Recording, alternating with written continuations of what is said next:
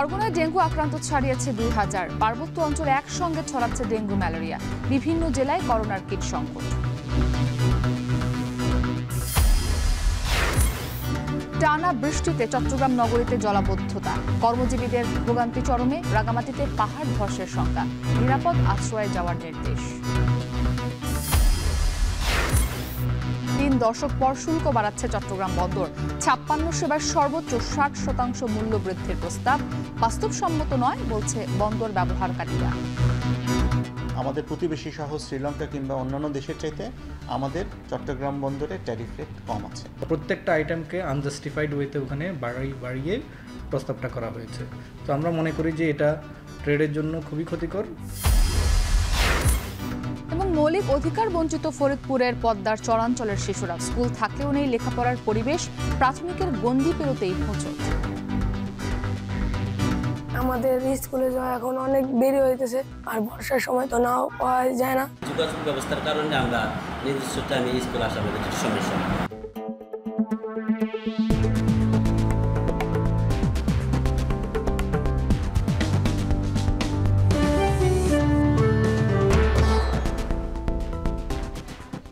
স্বাগত এখন জনপদে। পুরো আয়োজন জুড়ে সাথে আছি আমি ইসরাত মুক্তি। বরগুনায় ডেঙ্গু আক্রান্তের সংখ্যা ছাড়িয়েছে ২,০০০। রোগীর চাপ বাড়ায় হিমশিম অবস্থা চিকিৎসকদের। এদিকে কুমিল্লার দাউদকান্দিতে ভয়াবহ রূপ নিয়েছে ডেঙ্গু পরিস্থিতি। এ নিয়ে আরও জানাতে বরগুনা সদর হাসপাতাল থেকে যুক্ত হয়েছেন জিয়াদ মাহমুদ এবং কুমিল্লার দাউদকান্দি স্বাস্থ্য কমপ্লেক্সে আছেন মাসুদ আলম। তবে শুরুতে আমরা বরগুনার খবরাখবর জানবো। জিয়াদ, গেল ২৪ ঘন্টায় বরগুনায় কতজন ডেঙ্গু আক্রান্ত হয়েছে জানাবেন, এবং চিকিৎসা সেবা পেতে রোগীরা কী ধরনের ভোগান্তির মুখোমুখি হচ্ছেন? মুক্তি, ডেঙ্গু আক্রান্তের যে স্রোত, সেই স্রোত যেন কিছুতেই থামছে না, বাড়ছে মৃত্যুর মিছিল। গত ২৪ ঘন্টায় বরগুনায় নতুন করে ৬৩ জন ডেঙ্গু রোগী শনাক্ত হয়েছে। এ নিয়ে এবছরে আক্রান্তের সংখ্যা ২,০০০ ছাড়ালো। মানে বছরের শুরু থেকে গতকাল আজকে সকাল পর্যন্ত ডেঙ্গু আক্রান্তের সংখ্যা হচ্ছে ২,০৪৮ জন, এবং সরকারি হিসেবে মৃত্যুর সংখ্যা ৫ জন হলেও বেসরকারি হিসেবে ১০ জনের বেশি। সরকারি এবং বেসরকারি হিসেব নিয়ে একটু কনফিউশনে পড়ে যায় মানুষ। সেটি আমি বলে দিচ্ছি যে সদর হাসপাতাল কিংবা অন্যান্য স্বাস্থ্য কমপ্লেক্সে যারা মারা যাচ্ছেন তাদেরকেই সরকারি হিসেবে অন্তর্ভুক্ত করা হচ্ছে। এছাড়া বরগুনার বাইরে বা বাড়ি যাওয়ার পথে যারা মারা যাচ্ছেন তাদেরকে কিন্তু বেসরকারি হিসেবে অন্তর্ভুক্ত করা হয়। এ নিয়ে দেখা যাচ্ছে যে বেসরকারি হিসেবে ১০ জনের বেশি এই মৃত্যুর খবর আমরা পেয়েছি, এবং এখানে আমরা দেখেছি যে রোগীর চাপ প্রতিনিয়ত বাড়ছে। তবে এখানে স্বেচ্ছাসেবী সংগঠনের কর্মীরা রয়েছেন, কেননা রোগীর সাথে ৫ থেকে ৭ জন করে ভিজিটর আসছেন, স্বজন আসছেন। এই যে চাপ বেড়ে যাচ্ছে, চিকিৎসকদের সেবা কার্যক্রম ব্যাহত হচ্ছে, এ কারণে তারা এখানে যাতে রোগীর সাথে বেশি ভিজিটর বা স্বজন না আসতে পারেন সে বিষয়ে কিন্তু কাজ করছে স্বেচ্ছাসেবী সংগঠনের কর্মীরা। এছাড়া পাশাপাশি পরিষ্কার পরিচ্ছন্নতা অব্যাহত রেখেছে। আমরা সকালে দেখেছি যে হাসপাতালে আইইডিসিআর এর যারা গবেষণা টিম এসেছে বরগুনাতে ডেঙ্গুর প্রাদুর্ভাব এত বেশি কেন সে নিয়ে কাজ করছে, তারাও কিন্তু হাসপাতালে এসেছেন, বিভিন্ন ধরনের তারা তথ্যপত্র সংগ্রহ করছেন। একই সাথে তারা জানিয়েছেন, গতকাল একটি বিশ্লেষণ শেষে তারা জানিয়েছেন যে বরগুনার সদরের ৭ নং ওয়ার্ডে যে প্রতি ঘরেই বৃষ্টির পানি যে জমিয়ে রাখছেন তারা, আর সেখানে কিন্তু ডেঙ্গুর লার্ভার উপস্থিতি তারা পেয়েছেন। একই সাথে জেলা প্রশাসন তারা কিন্তু সোচ্চার রয়েছেন, তারা নানা ধরনের পদক্ষেপ নিয়েছেন, জলাবদ্ধতা নিরসন, বর্জ্য অপসারণ সহ। তবে একটি বিষয় যে বৃষ্টিপাত অব্যাহত থাকায় মশক নিধনের যে কার্যক্রম সেটি কিছুটা ব্যাহত হচ্ছে। তো এই ছিল বরগুনা সদর হাসপাতাল থেকে আমার কাছে সবশেষ তথ্য। মুক্তি, এবার আমরা কুমিল্লার খবর জানবো। মাসুদ, বরগুনার পর কুমিল্লার দাউদকান্দি ডেঙ্গুর নতুন হটস্পট হিসেবে চিহ্নিত হয়েছে। জানতে চাই সেখানে ডেঙ্গু নিয়ন্ত্রণে কি কি উদ্যোগ নেওয়া হয়েছে, এবং গেল ২৪ ঘন্টায় নতুন কতজন ডেঙ্গু রোগী শনাক্ত হয়েছেন?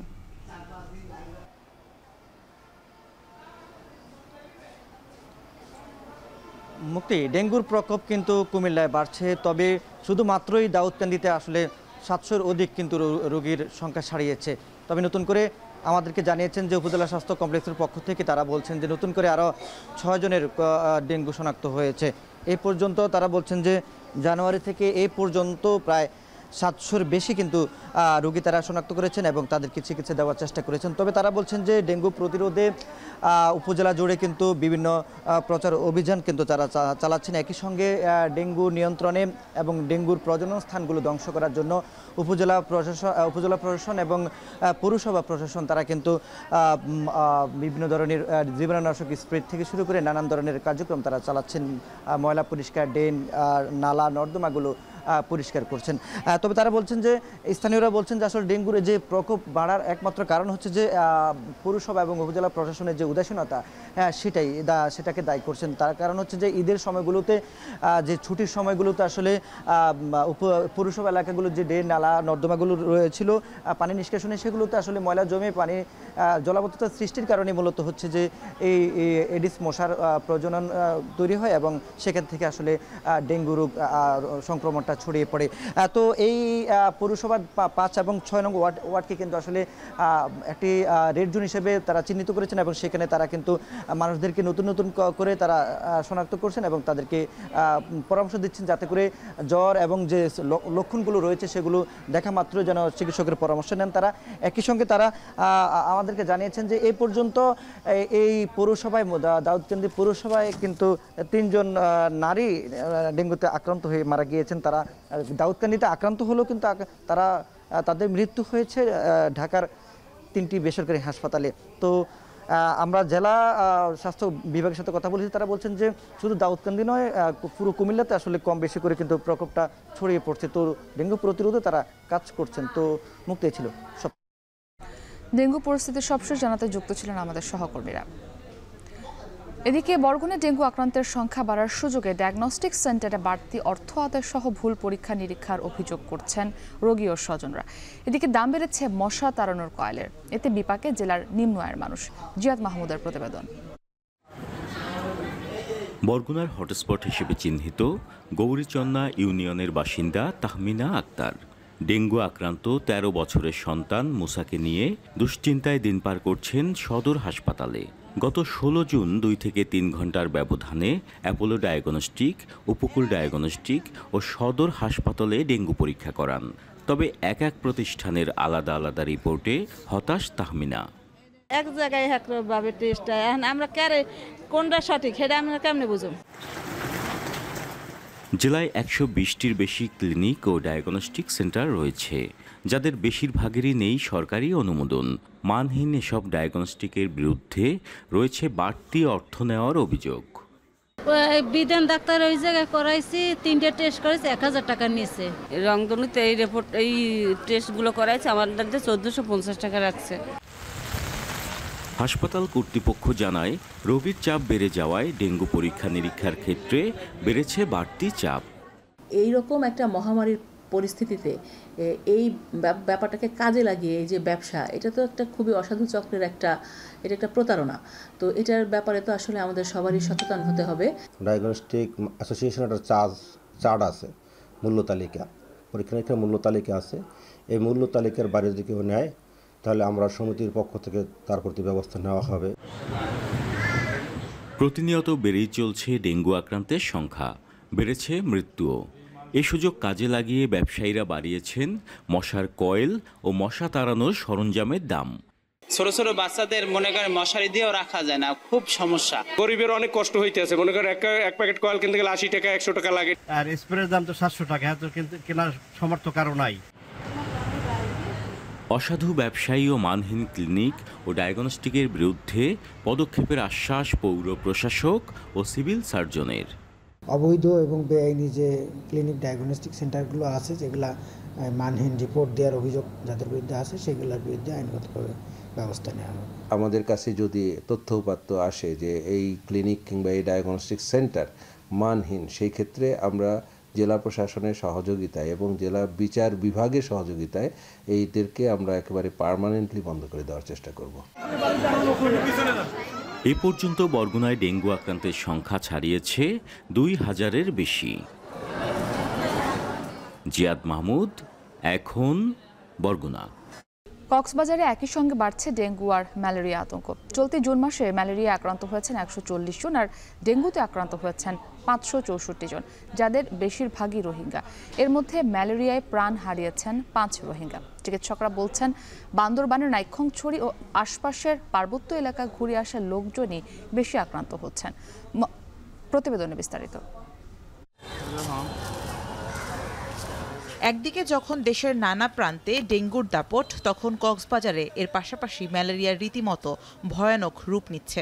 সংক্রমণ ছড়িয়ে পড়েছে উদ্বেগজনক হারে, কেড়ে নিচ্ছে প্রাণও।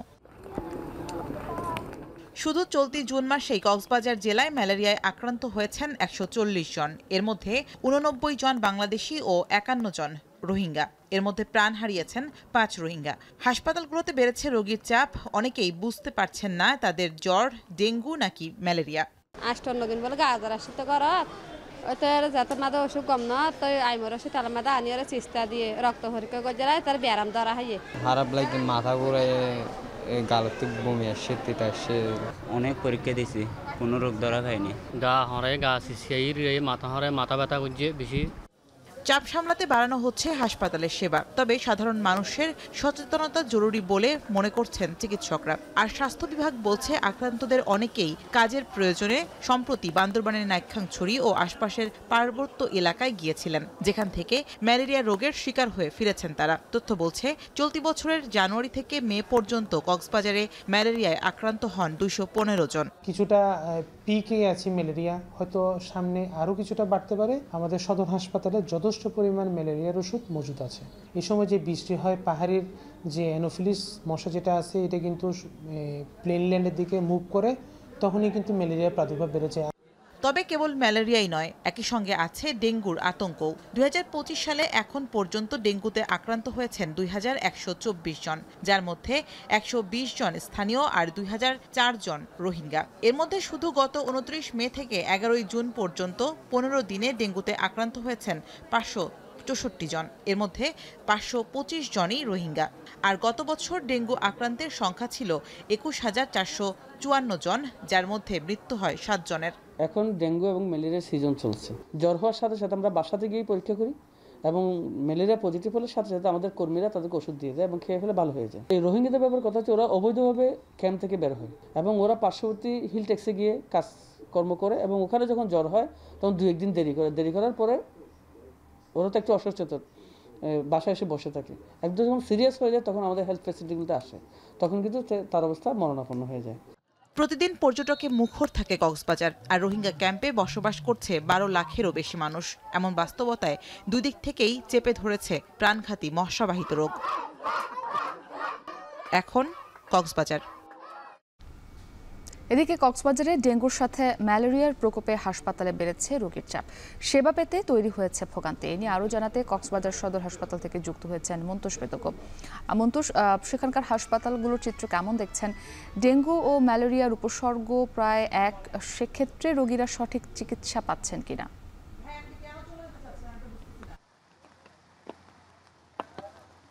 মুক্তি, কক্সবাজারে ম্যালেরিয়া রোগী এবং ডেঙ্গু আক্রান্ত যারা হচ্ছেন তারা যেহেতু হাসপাতালগুলোতে ভিড় করছেন, এখানে রোগীদের যে স্বাভাবিক চাপ রয়েছে এর বাইরে এটি কিন্তু আলাদা চাপ তৈরি করেছে এবং এখানকার যে স্বাস্থ্য বিভাগ তারা কিন্তু সার্বিক প্রস্তুতি নেওয়ার কথা জানিয়েছে। তবে আমরা দেখছি যে যেহেতু রোগীর চাপ বেশি রয়েছে, এখানে তাদের কিন্তু সেবা দিতে গিয়ে হিমশিম খেতে হচ্ছে। এবং কক্সবাজার সদর হাসপাতালের যে চিত্র সেটি যদি বলি যে এই মুহূর্তে কক্সবাজার জেলায় সর্বশেষ 24 ঘন্টায় 15 জন ম্যালেরিয়া আক্রান্ত হয়েছে। এর মধ্যে 9 জন রয়েছেন রোহিঙ্গা এবং 6 জন রয়েছেন বাংলাদেশি। মূলত যারা কক্সবাজার ট্রাভেল হিস্টোরি আছে, যাদের ট্রাভেল হিস্টোরি আছে, মূলত কক্সবাজার জেলার বাইরে যারা বিভিন্ন কাজে যাচ্ছেন, বিশেষ করে পার্বত্য অঞ্চলগুলোতে যারা যাচ্ছেন, তারাই কিন্তু বিশেষ করে নাইক্ষ্যংছড়ি সহ অন্যান্য পার্বত্য অঞ্চল যেখানে তারা কাজের সূত্রে যাচ্ছেন কিংবা ভ্রমণের জন্য যাচ্ছেন, সে ধরনের লোকজনে কিন্তু মশাবাহিত এই রোগের জীবাণু নিয়ে কক্সবাজারে ফিরছেন বলে এখানে চিকিৎসকরা আমাদের জানিয়েছেন। এবং তারা যেটি বলছেন যে তারা চিকিৎসা সেবা প্রদানের যে চেষ্টা সেটি তারা অব্যাহত রেখেছেন এবং লোকজনকে আসলে সচেতন করারও তারা চেষ্টা করছেন। বিশেষত এখানে চিকিৎসার চেয়ে এখানে জনসচেতনতার যে বিষয় সেটি কিন্তু খুবই জরুরি বলে এখানে বিশেষজ্ঞরা আমাদের জানিয়েছেন। এবং সর্বশেষ ম্যালেরিয়ার যে চিত্র কক্সবাজার শহরে, মূলত গত মে থেকে গত জুন থেকে আজকের দিন পর্যন্ত এখানে 215 জনের মতো কিন্তু ম্যালেরিয়ায় আক্রান্ত হয়েছেন। এর বাইরে ডেঙ্গু রোগে আক্রান্তের যে প্রবণতা সেটিও কিন্তু অত্যন্ত উদ্বেগজনক হারে বেড়েছে, অর্থাৎ একসাথে দুই রোগের যে আক্রমণ সেটি কিন্তু রীতিমতো এখানে যারা স্বাস্থ্য বিভাগে কর্মরত রয়েছেন তাদের কিন্তু ভোগাচ্ছে। এবং সব মিলে এখানে মূলত মশা নিধনের যে কার্যক্রমগুলো স্থানীয় প্রশাসনের পক্ষ থেকে নেওয়া হয় সেই উদ্যোগও কিন্তু পর্যাপ্ত নয় বলে এখানে যারা সচেতন নাগরিক রয়েছেন তারা আমাদেরকে জানিয়েছেন। এবং হাসপাতালগুলোতে যেহেতু শুধু কক্সবাজার সদর হাসপাতালের কথাই যদি বলি, এখানে 250 শয্যার এই হাসপাতাল এবং এখানে প্রতিদিন কিন্তু 750 থেকে 900 পর্যন্ত রোগী কিন্তু এই হাসপাতালে ভর্তি থাকে। এবং এর বাইরে যারা ম্যালেরিয়া কিংবা ডেঙ্গুতে আক্রান্ত হয়ে এখানে আসছেন তারা কিন্তু এখানে বাড়তি চাপ আসলে তৈরি করছেন। এবং সর্বশেষ 24 ঘন্টায় যারা যে 15 জন ম্যালেরিয়া আক্রান্ত হয়ে ভর্তি হয়েছেন তাদের মধ্যে 7 জনই কিন্তু কক্সবাজার সদর হাসপাতালে ভর্তি রয়েছেন এবং 8 জন রয়েছেন ডেঙ্গু রোগী। তাদের মশারি টাঙানো বা হাসপাতালের পক্ষ থেকে যে চিকিৎসা যে সেবা দরকার সেটি কিন্তু তারা দিচ্ছেন। এবং যে চাপটি তৈরি হচ্ছে সেটি এখন পর্যন্ত স্বাস্থ্য বিভাগ সামলাতে পারছে। তবে পরিস্থিতি যদি আরো বড় আকার ধারণ করে, আরো প্রচুর মানুষ যদি এই হারে আক্রান্ত হতে থাকে, সেই ক্ষেত্রে তারা কিন্তু তাদের যে সেবা কার্যক্রম সেটি চালিয়ে নিতে হিমশিম খাবেন বলে আমাদেরকে জানিয়েছেন। এবং একই সঙ্গে সর্বশেষ 2025 সালের শুরু থেকে এখন পর্যন্ত কিন্তু কক্সবাজারে প্রায় 2124 জন ডেঙ্গু রোগে আক্রান্ত হয়েছেন। এর মধ্যে 2004 জন কিন্তু রয়েছেন রোহিঙ্গা বিশেষত, অর্থাৎ স্থানীয় জনগোষ্ঠীর মাঝে যে হারে ডেঙ্গু বা ম্যালেরিয়া সংক্রমণ ছড়াচ্ছে তার চেয়ে বেশি ছড়াচ্ছে কিন্তু এখানকার রোহিঙ্গা ক্যাম্পগুলোতে। বিশেষত রোহিঙ্গা ক্যাম্পের বাইরে রোহিঙ্গাদের যাতায়াত নিষিদ্ধ হলেও তারা কিন্তু সেই নিষেধাজ্ঞা অমান্য করে অনেকে কাজের জন্য, অর্থাৎ বাড়তি যে আয়ের আশা সেই আশায় তারা পার্বত্য অঞ্চলগুলোতে কিন্তু যাচ্ছেন কাজের সূত্রে এবং সেই রোগের যে জীবাণু সেটি তারা বহন করে নিয়ে আসছেন বলে চিকিৎসকরা আমাদের জানিয়েছেন। মুক্তি, এই ছিল আমার কাছে সবশেষ। সরকারি স্বাস্থ্যবিধির নির্দেশনার পরও নেত্রকোনা এখনো শুরু হয়নি করোনার পরীক্ষা নিরীক্ষা। প্রতিদিন জ্বর ঠান্ডাজনিত রোগী হাসপাতালে আসলেও কিট সংকটে থমকে আছে করোনা পরীক্ষা কার্যক্রম। এদিকে বগুড়ায় সরকারি 2 হাসপাতালে করোনা রোগীদের জন্য প্রস্তুত রয়েছে 60 শয্যা। এ নিয়ে আরও জানাতে নেত্রকোনা সদর হাসপাতাল থেকে রিফাত আহমেদ রাসেল ও বগুড়ার সরকারি মোহাম্মদ আলী হাসপাতাল থেকে যুক্ত হয়েছেন রাজীব আহমেদ। তবে শুরুতে আমরা নেত্রকোনার খবরাখবর জানতে চাই। রাসেল, জানাবেন যে যাদের করোনা উপসর্গ আছে তাদের পরীক্ষা নিরীক্ষার কার্যক্রম শুরু হয়েছে কিনা এবং যে কিট সংকট রয়েছে এই সংকট নিরসনে সেখানে কি ধরনের ব্যবস্থা নেওয়া হচ্ছে? মুক্তি, আপনি যেমনটি বললেন, নেত্রকোনা একটি গুরুত্বপূর্ণ জেলা হিসেবে ধরা হয় যেহেতু সীমান্ত এবং হাওর অধ্যুষিত এলাকা। এখানে নিম্নায়ন মানুষের সংখ্যাই সবচেয়ে বেশি। আমরা 2021-22 সালে যেমনটা দেখেছি, আসলে করোনাকালীন সময় মানুষের যেই ভিড় বেড়েছিল হাসপাতালগুলোতে, সেই ভিড়কে লক্ষ্য রেখে কিন্তু আগেভাগে হাসপাতালগুলোতে করোনার জন্য এক ধরনের প্রস্তুতি নেওয়ার কথা ছিল। ইতিমধ্যে সরকার থেকেও সরকারি নির্দেশনা দেওয়া হয়েছে এবং স্বাস্থ্যবিধি মানার জন্য কিন্তু হাসপাতালগুলোকেও ইতিমধ্যে নির্দেশনা এসেছে। তবে আমরা যেমনটা জেনেছি যে এখন পর্যন্ত নেত্রকোনার সদর হয়নি, মূলত কিট সংকটের কারণেই এখানকার যে পরীক্ষা কার্যক্রম রয়েছে সেগুলো থমকে রয়েছে। প্রতিদিনই কিন্তু জেলার বিভিন্ন এলাকা থেকে কিন্তু রোগীরা আসছেন, বিশেষ করে জ্বর ঠান্ডাজনিত বিভিন্ন রোগ নিয়ে কিন্তু হাসপাতালগুলোতে আসছেন। বিশেষ করে আমার পেছনে যে বহির বিভাগটি রয়েছে সেই বহির বিভাগে কিন্তু প্রতিদিনই গড়ে কিন্তু 5 থেকে 700 রোগী কিন্তু এখান থেকে চিকিৎসা সেবা নিয়ে থাকেন। এর মধ্যে কিন্তু অনেকেই বিভিন্ন রোগে আক্রান্ত হলে বিশেষ ক্ষেত্রে কিন্তু দেখা যায় যে তাদেরকে ময়মনসিংহ মেডিকেল কলেজ হাসপাতালে রেফার করা হয়। তা এখানকার যে স্থানীয় রোগীরা রয়েছেন যারা একেবারে নিম্ন আয়ের মানুষ, তারা যেমনটা বলছেন যে আসলে করোনার গত সময় যেই গাফিলতি ছিল হাসপাতাল কর্তৃপক্ষের, সেই গাফিলতিগুলো কাটিয়ে ওঠার জন্য কিন্তু শুরু থেকে তাদের কার্যক্রম হাতে নেওয়ার কথা ছিল। তবে আমরা যেমনটা হাসপাতাল কর্তৃপক্ষের সাথে কথা বলেছি, তারা কিট সংকটের বিষয়টি ইতিমধ্যে ঊর্ধ্বতন কর্তৃপক্ষকে জানিয়েছেন।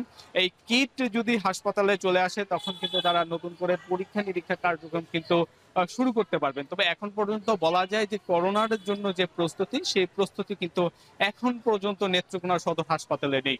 তো এই ছিল আমার কাছে নেত্রকোনা থেকে সর্বশেষ মুক্তি। এবারে বগুড়ার পরিস্থিতি জানবো। রাজীব, করোনা মোকাবেলায় সেখানে প্রশাসন কি ধরনের প্রস্তুতি নিয়েছে এবং করোনা পরীক্ষায় কোনো রকমের কোনো সংকট তৈরি হয়েছে কিনা?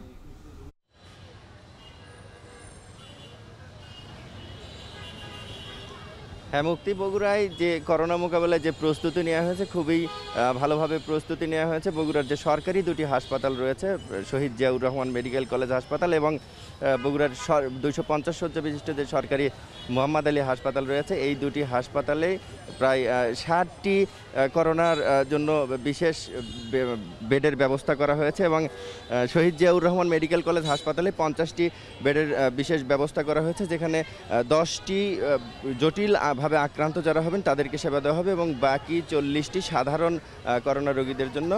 ঠিক একইভাবে আমি এখন যে মোহাম্মদ আলী হাসপাতালে রয়েছে, এখানে 10টি বিশেষ বেডের ব্যবস্থা করা হয়েছে, সেখানে 6টি বেডে জটিলভাবে আক্রান্তরা সেবা পাবেন এবং 4টি সাধারণ বেড রয়েছে। এই যে হাসপাতাল রয়েছে, এই হাসপাতালটি 2020 সালে করোনা ডেডিকেটেড হাসপাতাল হিসেবে ঘোষণা করা হয় এবং এখানে করোনা রোগীরা চিকিৎসা নিতে থাকেন। সেই হাসপাতালেই এই বছর এই দফায় করোনা মোকাবেলার জন্য 10টি বেড রাখা হয়েছে এবং এই হাসপাতালে যেহেতু করোনা ডেডিকেটেড হাসপাতাল, সে কারণে তখন প্রস্তুতি ছিল। এখন সেই জিনিসগুলোই আসলে শুধুমাত্র মেরামতের মাধ্যমে বা সংস্কারের মাধ্যমে আবার সচল করা হচ্ছে। এখানে সেন্ট্রাল যে অক্সিজেনের ব্যবস্থা, সেই ব্যবস্থাও রয়েছে এবং এখানকার ডাক্তাররা, চিকিৎসকরা অন্যান্য যে রোগীরা এখানে আসছেন তাদেরকেও সাবধান থাকার জন্য সতর্ক করছেন, তাদেরকে মাস্ক পরতে বলছেন। আমরা দেখেছি রোগীরা যারা অন্যান্য রোগে যারা সেবা নিতে আসছেন তাদের মধ্যেও অনেকটা সচেতনতা রয়েছে, অনেকেই মাস্ক পরে আসছেন। এছাড়া বগুড়ার যে বেসরকারি হাসপাতালগুলো রয়েছে সেগুলোতেও অনেকটাই প্রস্তুতি নেওয়া হয়েছে। এছাড়া উপজেলাগুলোতে যে হাসপাতালগুলো রয়েছে, উপজেলা স্বাস্থ্যকেন্দ্রগুলো, সেগুলোতে নমুনা সংগ্রহ এবং রোগীদের সেবা দিতে যে জায়গাগুলো, সেগুলো মেরামত করা হচ্ছে এবং প্রস্তুতি নেওয়া হচ্ছে। এই ছিল আমার কাছে বগুড়ার মোহাম্মদ আলী হাসপাতাল থেকে করোনা মোকাবেলার সব শেষ খবর। রাত থেকে টানা বৃষ্টিতে চট্টগ্রাম নগরীর নিচু এলাকাগুলোতে তৈরি হয়েছে জলাবদ্ধতা। এতে ভোগান্তিতে পড়েছেন কর্মজীবীরা। এ নিয়ে আরও জানাতে নগরীর কাতালগঞ্জ থেকে যুক্ত হয়েছেন ফায়সাল। বৃষ্টিতে জলাবদ্ধতার যে চিত্র, এটি চট্টগ্রাম নগরীর একদম সাধারণ একটি চিত্রে পরিণত হয়েছে। তো আজকের চিত্রটা সেখানে কেমন দেখছেন জানাবেন, এবং আজ তো কর্মদিবস, সেক্ষেত্রে কর্মজীবীদের ভোগান্তি সেখানে কেমন দেখছেন? আমরা যেটা দেখেছি, গতকাল রাত থেকে বৃষ্টি শুরু হয়েছে। বিশেষ করে ভোর 6টা থেকে সকাল 9টা পর্যন্ত যে বৃষ্টিপাত, সেটি ছিল 55 মিলিমিটার এবং গত 24 ঘন্টায় 68 মিলিমিটার বৃষ্টিপাত রেকর্ড করেছে আবহাওয়া অধিদপ্তর। এবং তারা জানিয়েছে যে 6টা থেকে 9টা পর্যন্ত বেশি বৃষ্টিপাত হয়েছে এবং সেই বৃষ্টিতে আমরা দেখেছি নগরের অনেক নিচু এলাকা কিন্তু তলিয়ে গিয়েছিল এবং সকালে যারা অফিসে গিয়েছেন, কর্মস্থলে গিয়েছেন, তাদের দুর্ভোগের বিষয়টি আমরা দেখেছি। তবে যেটি ইতিবাচক বিষয় সেটি হচ্ছে বৃষ্টি কমার সাথে সাথেই কিন্তু যে নিচু এলাকায় পানি জমেছিল সেখান থেকে কিন্তু খুব দ্রুত পানি সরে গেছে। আমরা আছি কাতালগঞ্জ এলাকায়। এই এলাকাটিতে আমরা 20 মিনিট আগেও কিন্তু হাঁটু থেকে গোড়ালি পানি দেখেছি, যেটি কিন্তু খুব দ্রুত সরে গেছে। এবং কাতালগঞ্জের এর আগের যে লাইভ ছিল সেখানে আমরা দেখিয়েছিলাম যে সেখানেও কিন্তু খুব দ্রুত পানি নেমে যাচ্ছে, অর্থাৎ যেসব এলাকায় জলাবদ্ধতা প্রকল্পের কাজ হয়েছে, খালনালায় কাজ হয়েছে, সেখানে কিন্তু দ্রুত পানি নেমে যাচ্ছে বৃষ্টি কমার সাথে সাথেই। তবে বৃষ্টি থাকলে আমরা দেখছি যে যেখানে আগে আধা ঘন্টায় পানি জমতো, সেখানে আবার পানি জমতে কিছুটা সময় নিচ্ছে, 2 থেকে 3 ঘন্টা সময় বৃষ্টি হলে তারপরে জলাবদ্ধতা তৈরি হচ্ছে। তবে সব এলাকায় কিন্তু চিত্রটা এখনই, কাতালগঞ্জ এলাকাটা কিন্তু নিচু এলাকা ছিল, এখানে আধা ঘন্টার বৃষ্টিতেই পানি জমতো। তবে এবার সেটি দৃশ্যপটে এক ধরনের পরিবর্তন আছে। তবে যেসব এলাকায় জলাবদ্ধতা প্রকল্পের কাজ সেভাবে এগোয়নি এবং মোট যে প্রকল্প আছে সে প্রকল্পের কিন্তু 85% কাজ হয়েছে বলে দাবি করছে সিডিএ। এবং যেসব এলাকায় কাজ এখনও বাকি আছে কিংবা নালা নর্দমায় সেভাবে কাজ হয়নি, সেখানে কিন্তু জলাবদ্ধতা এখনও আছে। তবে অধিকাংশ এলাকায় আমরা দেখছি যে জলাবদ্ধতার চিত্রপটে কিন্তু এক ইতিবাচক পরিবর্তন হয়েছে। তবে এক্ষেত্রে যেটি দেখেছি যে নালাগুলো আছে, 600 কিলোমিটার যে নালা আছে নগরীতে, সেই নালা কিন্তু একটা চ্যালেঞ্জ হিসেবে দাঁড়িয়েছে। কারণ অনেক নালায় কিন্তু এখনও সিটি কর্পোরেশনের কর্মীরা পৌঁছে সেভাবে পরিষ্কার করতে পারছেন না। যা জলাবদ্ধতা প্রকল্পের সাথে যারা জড়িত আছেন সেখানে কিন্তু তারা যেতে পারছেন না, কারণ সেখানে আবর্জনার স্তর অনেক জমে গেছে এবং সেখানে যাওয়াটাও কিন্তু অনেক ধরনের দুঃসাধ্য। যেহেতু দখল বেদখলের সংস্কৃতি আছে, খাল নালায় অনেক ধরনের স্থাপনা তৈরি হয়েছে, সেই সব জায়গা কিন্তু এক ধরনের চ্যালেঞ্জ তৈরি করছে। সেসব খাল খননের বা নালা খননের কাজও কিন্তু সিটি কর্পোরেশন এগিয়ে নিচ্ছে বলে জানিয়েছে। তবে আমরা যেটি দেখছি যে আসলে অধিকাংশ যে চিত্র নগরীতে, সেই চিত্রটাতে ইতিবাচক পরিবর্তন হয়েছে এবং নগরীতে 14,000 কোটি টাকার যে প্রকল্প, সেই প্রকল্পর এক ধরনের সুফল কিন্তু আমরা নগরবাসীর মুখে আজকে শুনেছি। এবং বৃষ্টি হওয়ার সাথে থামার সাথে সাথেই কিন্তু অধিকাংশ নিচু এলাকা থেকে পানি খুব দ্রুত সময়ের মধ্যে নেমে যাচ্ছে। চট্টগ্রাম নগরীর জলাবদ্ধতার সবশেষ জানাতে যুক্ত ছিলেন ফয়সাল করিম। দেশের সবচেয়ে মজবুত আরএফএল ল্যাডার, যা 6061 গ্রেড অ্যালুমিনিয়ামে তৈরি। শক্তিশালী এমএস ক্রসবার নিশ্চিত করে সর্বোচ্চ নিরাপত্তা। RFL ladder. রাত থেকেই থেমে থেমে বৃষ্টি হচ্ছে রাঙ্গামাটিতে, এতে তৈরি হয়েছে পাহাড় ধসের শঙ্কা। এর মধ্যে সতর্কতা জানিয়ে 10 উপজেলার ঝুঁকিপূর্ণ এলাকার বাসিন্দাদের নিরাপদে সরে যাওয়ার নির্দেশনা দিয়েছে প্রশাসন। এ নিয়ে আরও জানাতে রাঙ্গামাটি থেকে যুক্ত হয়েছেন জিয়াউর রহমান জুয়েল। ঝুঁকিপূর্ণ এলাকার বাসিন্দাদের নিরাপদে সরিয়ে নিতে প্রশাসন কি পদক্ষেপ নিয়েছে জানাবেন, এবং কতটি আশ্রয় কেন্দ্র প্রস্তুত রাখা হয়েছে সেখানে? মুক্তি, আপনি জানেন যে গেল 14ই জুন মূলত সারা দেশব্যাপী বৃষ্টিপাতের 72 ঘন্টা যে বৃষ্টিপাতের সতর্ক বার্তা দিয়েছে, সেটি মূলত 16 জুন 10টা থেকে মূলত 72 ঘন্টার যে বৃষ্টিপাতের ভারী বৃষ্টিপাতের সংখ্যা, সেটি আসলে আবহাওয়া অধিদপ্তর থেকে জানানোর পর থেকেই মূলত রাঙ্গামাটিতে যে পাহাড় ধসের সংখ্যা, সেটি আসলে রাঙ্গামাটি জেলা প্রশাসন থেকে 10টি যে উপজেলা রয়েছে সেখানে সব উপজেলা নির্বাহী কর্মকর্তাদের সতর্কবার্তা সেই নির্দেশনাটাই পৌঁছে দিয়েছেন জেলা প্রশাসন থেকে। আমরা একটু বলে রাখি যে এই রাঙ্গামাটির এই 10 উপজেলার বাইরেও যদি এই রাঙ্গামাটি শহরের কথাই বলি, পৌর এলাকার 9টি যে ওয়ার্ড রয়েছে সেখানে অন্তত 29টি ঝুঁকিপূর্ণ স্থান চিহ্নিত করেছে জেলা প্রশাসন, যেখানে অন্তত 5,000 পরিবারে 20,000 মানুষ বসবাস করে। তারা যে ঝুঁকিপূর্ণ বসতির আশেপাশে মূলত এখন পর্যন্ত 20টি আশ্রয়কেন্দ্র খোলা রাখা হয়েছে, প্রস্তুত রাখা হয়েছে, যে কোনো পরিস্থিতিতেই তারা যেন দ্রুত সেই পাশের আশ্রয়কেন্দ্রগুলোতে অবস্থান নিতে পারেন, সেটি জেলা প্রশাসন থেকে বারবার বলা হয়েছে। এর বাইরে যদি বলি 10 উপজেলা, অর্থাৎ রাঙ্গামাটির যে 10টি উপজেলা রয়েছে সবগুলো, সেখানে অন্তত 1 লক্ষ মানুষের ঝুঁকিপূর্ণ যে পাহাড়ের পাদদেশে বসবাস করছেন এমন একটি তালিকা কিন্তু আমরা জানতে পেরেছি। সেই জন্য আসলে সারা জেলায় 267টি আশ্রয়কেন্দ্র প্রস্তুত রাখা হয়েছে। এগুলো বিভিন্ন শিক্ষা প্রতিষ্ঠান এবং সরকারি বেসরকারি বিভিন্ন প্রতিষ্ঠান রয়েছে, যেখানে যে কোনো পরিস্থিতিতে তারা যেন দ্রুত সেই আশ্রয়কেন্দ্রগুলো উঠে যেতে পারেন। জেলা প্রশাসন যেটি জানিয়েছেন যে এখন পর্যন্ত তারা সেই সতর্কবার্তাটা অব্যাহত রেখেছেন এবং পর্যাপ্ত ত্রাণের ব্যবস্থাও রয়েছে। একই সঙ্গে উদ্ধার তৎপরতার জন্য পাহাড় ধসের যে ঝুঁকিতে রয়েছেন তাদের উদ্ধার তৎপরতার জন্য rover scout, police, fire service এবং জেলা প্রশাসনের নির্ধারিত যে এনজিওগুলো রয়েছে তাদের আসলে কর্মীরা প্রস্তুত রয়েছেন। সব মিলে যদি বলি যে পাহাড় ধসের এখন পর্যন্ত সেই ধরনের কোনো সংখ্যা বাইরে কোনো ঘটনা ঘটেনি, আমরা এই জেলা প্রশাসন থেকে এই পর্যন্ত আমরা জানতে পেরেছি। মুক্তি।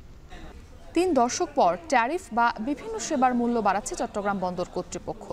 56টি সেবার বিপরীতে সর্বোচ্চ 60% পর্যন্ত মূল্য বাড়িয়ে সম্প্রতি নৌ পরিবহন মন্ত্রণালয়ে নতুন ট্যারিফ কাঠামোর প্রস্তাবনা পাঠিয়েছে বন্দর। যদিও বন্দর ব্যবহারকারীরা বলছেন প্রস্তাবিত ট্যারিফের হার কোনো কোনো ক্ষেত্রে 4 থেকে 5 গুণ বাড়ানো হয়েছে, যা বাস্তবসম্মত নয়। তবে বন্দর কর্তৃপক্ষের দাবি বিনিয়োগ ও পরিচালন ব্যয় বাড়ায় ট্যারিফ বাড়ানো হচ্ছে। হাজিরা শিউলির প্রতিবেদন। চট্টগ্রাম বন্দরের জলসীমায় জাহাজ প্রবেশের পর থেকে চলে যাওয়া পর্যন্ত বিভিন্ন ধরনের সেবা দিয়ে থাকে বন্দর। ট্রাকবোট সার্ভিস, পাইলট পাঠানো, পানি সরবরাহ, ট্রেন চার্জ, জাহাজ ভিড়ানো, কন্টেনার উঠানো নামানো সহ পণ্য ডেলিভারি পর্যন্ত দেয়া হয় প্রায় 60 ধরনের সেবা। বর্তমানে 1986 সালের ট্যারিফ কাঠামো অনুযায়ী সেবার মূল্য নিচ্ছে বন্দর। সবশেষ 2007-08 অর্থ বছরে 5টি খাতে সেবার মূল্য বৃদ্ধি করা হয়। এরপর 2013 সালে পুরো ট্যারিফ কাঠামোই যুগোপযোগী করার উদ্যোগ নেয় কর্তৃপক্ষ। সেই সময় এতে সায় না দিলেও 2019 সালে সরকার ট্যারিফ বাড়ানোর অনুমোদন দিলে আন্তর্জাতিক পরামর্শ প্রতিষ্ঠান নিয়োগ করে বন্দর। 2020 সালে নতুন সেবা মূল্যের প্রস্তাবনা দেয় পরামর্শক প্রতিষ্ঠান। 6 বছর পর এটি কার্যকর করতে যাচ্ছে বন্দর। কর্তৃপক্ষের দাবি, ভারত, শ্রীলঙ্কা, মালয়েশিয়া, সিঙ্গাপুর সহ বিশ্বের বিভিন্ন দেশের বন্দরের চেয়ে চট্টগ্রাম বন্দরের সেবার মূল্য অনেক কম। গত 3 যুগে বন্দরের অবকাঠামো উন্নয়নে বিনিয়োগ ও পরিচালন ব্যয় বহুগুণে বাড়ায় ট্যারিফ হালনাগাদ করতে হচ্ছে। প্রাথমিক প্রস্তাবনায় 18টি সেবার মূল্য বাড়ছে 60%, 17টি সেবায় বাড়ছে 20 থেকে 59%, আর 19টি সেবার মূল্য 20% করে বাড়ছে, যদিও 2টি সেবার মূল্য কমানো হয়েছে।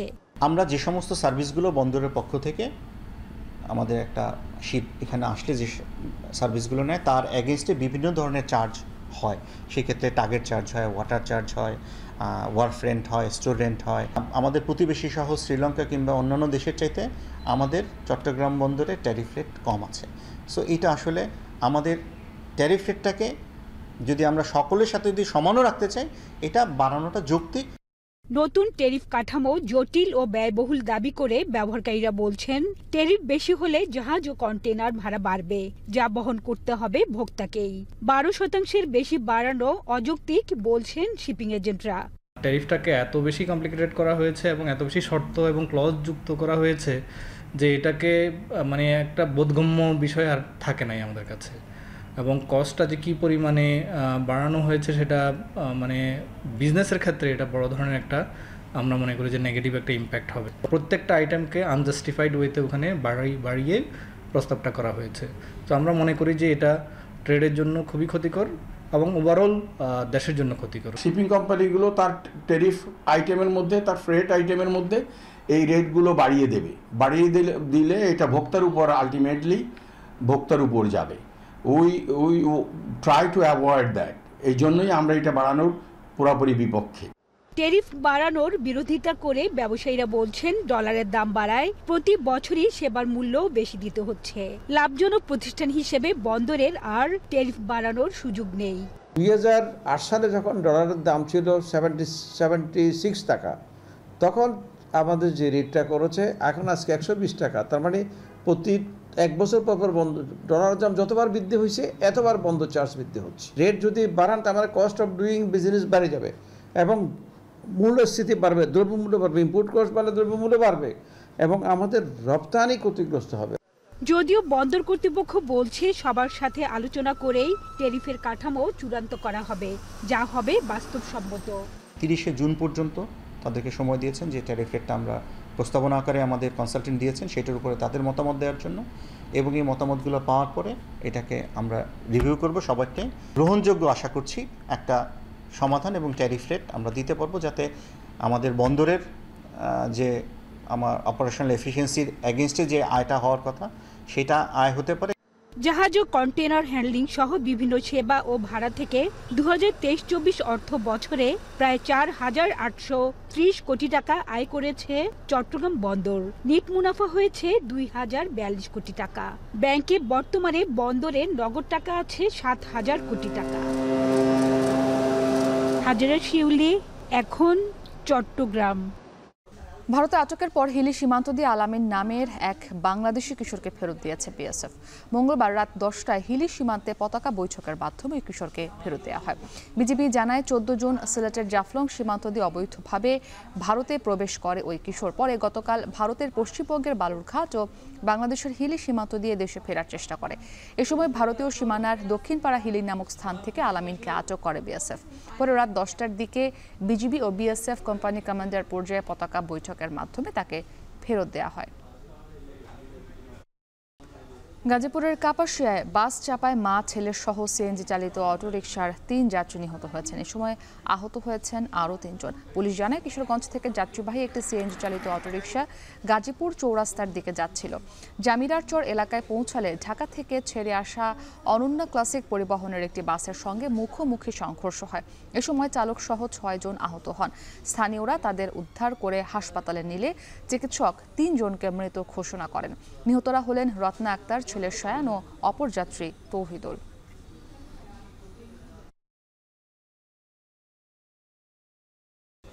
শিক্ষার মতো মৌলিক অধিকার থেকে বঞ্চিত ফরিদপুরের পদ্মার দুর্গম চরাঞ্চলের শিশুরা। স্কুল থাকলেও নেই সঠিক পরিবেশ, নেই শিক্ষকের নিয়মিত উপস্থিতি। ফলে প্রাথমিক শিক্ষার গণ্ডি পেরোতে হোঁচট খাচ্ছে চরের ছেলে মেয়েরা। মফিজুর রহমান শিপনের তথ্য ছবিতে বিস্তারিত। ফরিদপুরের চর ভদ্রাসন ও সদর উপজেলার পদ্মার দুর্গম চরাঞ্চলের বেশিরভাগ এলাকা এখনও মৌলিক সুযোগ সুবিধা থেকে বঞ্চিত। নেই ভালো যোগাযোগ ব্যবস্থা, দুর্লভ স্বাস্থ্যসেবা আর শিক্ষা ব্যবস্থাও মুখ থুবড়ে পড়েছে।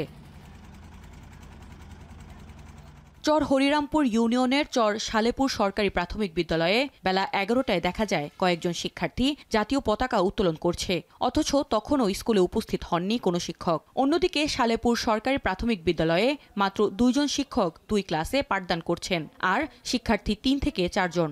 এমন চিত্র চরাঞ্চল জুড়ে সকল শিক্ষা প্রতিষ্ঠানেই। বর্ষা মৌসুমে পানিবন্দী হয়ে স্কুলগুলো বন্ধ থাকে মাসের পর মাস, আর শুকনো মৌসুমে নানা অজুহাতে অনুপস্থিত থাকেন শিক্ষকরা। অনেক সময় পড়ালেখার বদলে অভিভাবকের সঙ্গে খেতে কিংবা মাছ ধরার কাজ করে দরিদ্র পরিবারের সন্তানেরা। শুধু শিক্ষা নয়, এমন দুর্গম চরে নেই পর্যাপ্ত শিক্ষা ব্যবস্থাও। আকস্মিক অসুস্থতা বা দুর্ঘটনায় এখানকার মানুষ প্রায়ই হয়ে পড়েন অসহায়। একজন আসলে আর 3 জন আসে না, খুবই সমস্যা। হ্যাঁ, ছেলে মেয়েদের পড়াশোনার কোনো নিয়ম কারণ নাই। এই যে 9টা স্কুল যাবে, অথচ তারা যাইতে পারলো না, অথচ দেরি হয়ে গেল। আমাদের স্কুলে যাওয়া এখন অনেক দেরি হইতেছে আমাদের, আর বর্ষার সময় তো নাও পাওয়া যায় না।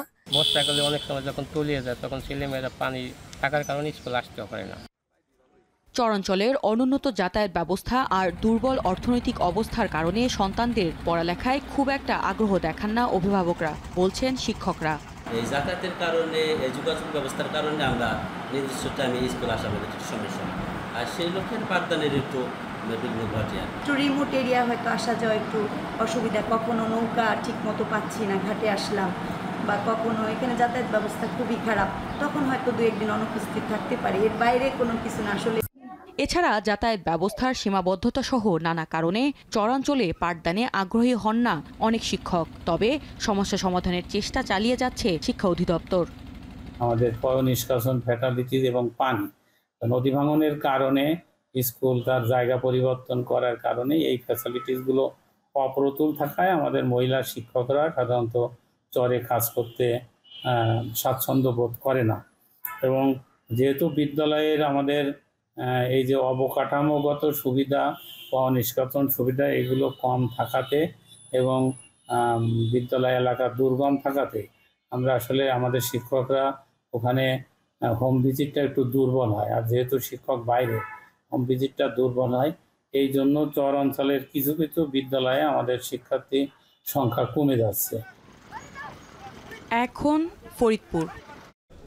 নওগাঁয় কম্পিউটারাইজড ডিজিটাল এমব্রয়ডারি মেশিন দিয়ে নকশা করা হচ্ছে পাঞ্জাবি ও থ্রিপিস। একই সাথে কোট ও ব্লেজার সহ বিভিন্ন ব্র্যান্ডের লোগো তৈরি হচ্ছে। অল্প সময় ও শ্রমে নিখুঁত কাজ পেয়ে খুশি জেলার গার্মেন্টস ও টেইলার্স ব্যবসায়ীরা। ডিজিটাল এমব্রয়ডারি ডিজাইন বেশ সম্ভাবনাময় বলছেন ব্যবসায়ীরা। আব্বাস আলীর পাঠানো তথ্য ছবিতে বিস্তারিত। নওগাঁর বাসিন্দা ইবনুল হাইসাম মিশু কয়েক বছর ডিজিটাল এমব্রয়ডারির কাজ শেখেন ঢাকার একটি কারখানায়। এরপর 4 বছর আগে নিজেই মেশিন কিনে চলে আসেন নওগাঁয়।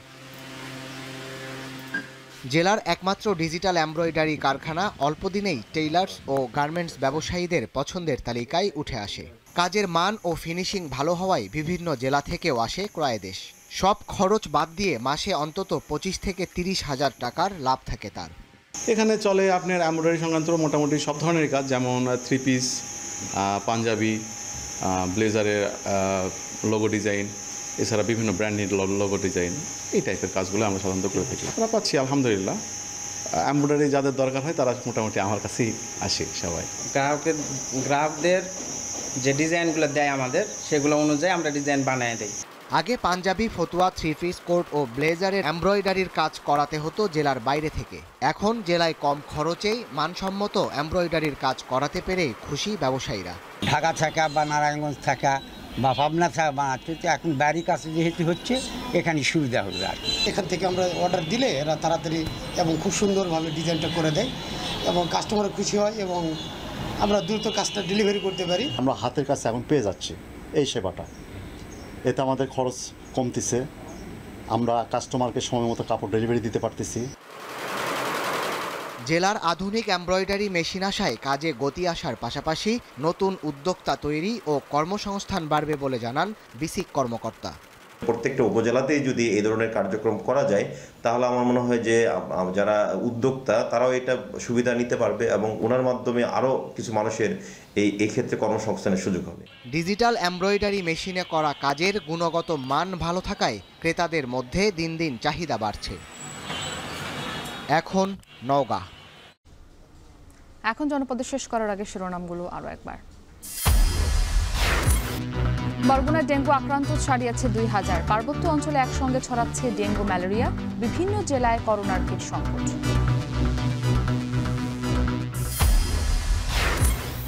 দেশের বিভিন্ন জেলায় থেমে থেমে বৃষ্টি। চট্টগ্রামে জলাবদ্ধতায় কর্মজীবীদের ভোগান্তি। রাঙামাটিতে পাহাড় ধসের শঙ্কায় নিরাপদ আশ্রয়ে যাওয়ার নির্দেশ। 3 দশক পর শুল্ক বাড়াচ্ছে চট্টগ্রাম বন্দর।